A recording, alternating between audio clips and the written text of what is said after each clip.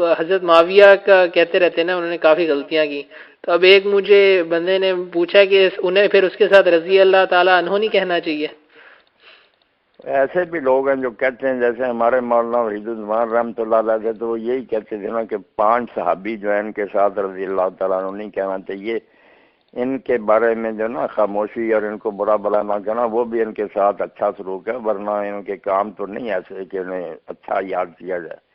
5 کہتے تھے، ابو سفیان، معاویہ، عمر بن عاص، سمرہ بن جندب، اس طرح ولید بن عقبہ کہتے تھے۔ تو پھر مگر کہہ دینے میں کوئی عرض نہیں، یہ بے شک کوئی نیک ہو یا گناہ گار ہو، دعا ہی ہے نا کہ اللہ تعالیٰ اس سے راضی ہو جائے۔ آگے پار میاں اللہ کی مرضی ہے، راضی ہو یا نہ ہو۔ ہم کوئی فوت ہوتا کہتے ہیں اللہ اسے بخشے رحمت کرے، تو ہم نے کوئی حکم نامہ تو نہیں جاری کر دیا، منت سماجت یہ نا۔ جی تو یہ ایک شائستہ انداز یہ کہ جو گزر چکے ہیں لوگ، بہرحال ان کو دعائیہ کلمات سے یاد کیا جائے۔